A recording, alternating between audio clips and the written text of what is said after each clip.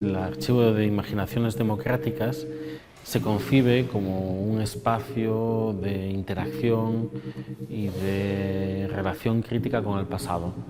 pensando la historia de la ciudad y del país en una perspectiva política que entiende que los espacios de libertad, de construcción de cultura, de imaginación colectiva se han configurado en una lucha entre las capacidades creativas de grupos de ciudadanos frente a las estructuras y fuerzas que la modernidad industrial capitalista ha generado en su modo de organizar el territorio y la ciudad. El espectador, como si fuese una especie de viaje mental, un trip por la memoria, puede ir viendo las distintas capas de luchas políticas y de represión que han construido los imaginarios culturales de la Barcelona contemporánea. La idea es que la exposición a ese pasado pueda servir para imaginar formas de estar en el presente de una manera más activa, más creativa, más solidaria. Bueno, la idea de la Biblioteca de Imaginaciones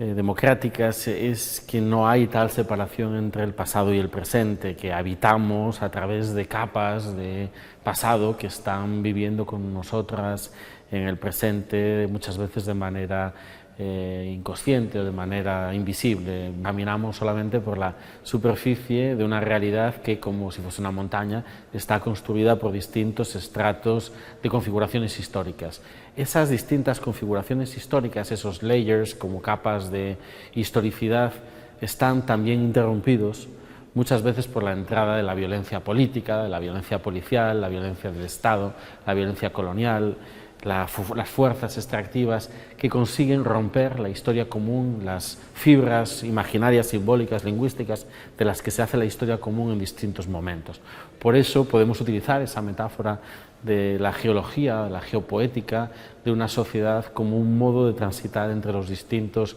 estratos de ese archivo de imaginaciones que en realidad configuran el presente, no son pasados, son presentes cristalizados, por decirlo de ese modo. Y el recorrido por la biblioteca lo que pretende es poner en movimiento esas fuerzas geosociales, esas fuerzas, digamos, de todas esas capas de combustible imaginario que están decantadas en la historia colectiva de la ciudad, haciendo estallar, esperemos, ¿no?, en la imaginación actual, esos fragmentos de mundos desconocidos, que van desde las luchas del movimiento obrero en el siglo XIX, la quema de las selfatinas, de las máquinas automáticas, las primeras huelgas obreras, las reclamaciones por la República Federal, los motines de subsistencia, la lucha contra la leva colonial, la lucha contra las guerras coloniales, el pacifismo, la abolición de la pena de muerte, los derechos de las mujeres, el sufragio libre, el sufragio universal como un derecho ciudadano no vinculado a la propiedad o a los conocimientos, son aspectos que atraviesan de forma cotidiana y continua la historia de esta ciudad y de este país y de este Estado en los últimos 220 años. Habitar desde la noción de archivo, en el fantasma de una editorial, donde lo que se acumulan también son libros y textos, permite quizás, espero, al visitante que se relacione con esos materiales de distintas maneras, puede atravesar los lugares de exposición y de imagen donde va a hacerse rápidamente con una serie de herramientas, de palabras clave, de momentos, para interpretar esa historia democrática colectiva, o bien puede también sentarse, coger libros, revistas, revisar los distintos monitores con todas las capas diferentes de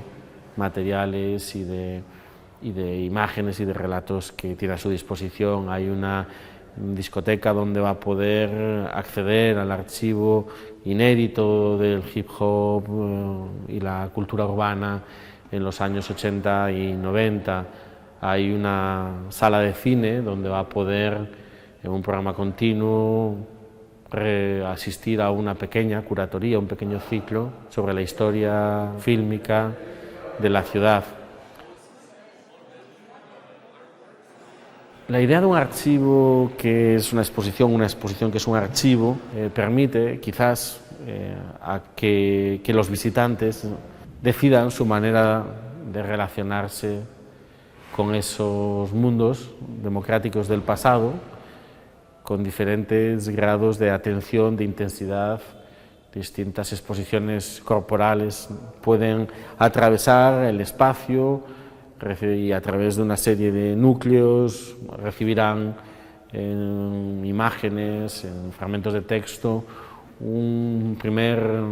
repertorio, un conjunto de herramientas para relacionarse con ese pasado de pasados, por más que cada vez que exista una emergencia popular, una revolución, un momento de subversión o de emancipación, esos mismos monumentos o dispositivos sean puestos en cuestión. Sin embargo, la historia popular de las luchas por la emancipación se escribe mediante trazos imprecisos, formas efímeras, materiales precarios, usados y reusados una y otra vez para construir esa misma historia cuya voluntad no es durar en el tiempo, sino intervenir en el presente. La paradoja del archivo de la democracia es que pretende hacer durar en un espacio donde muchos tiempos pueden convivir, como es la sala de exposiciones, como es el museo, una historia efímera. Y esa es la pregunta que nos debemos hacer: ¿qué sucede cuando aquello que había sido hecho para capturar la fuerza política del presente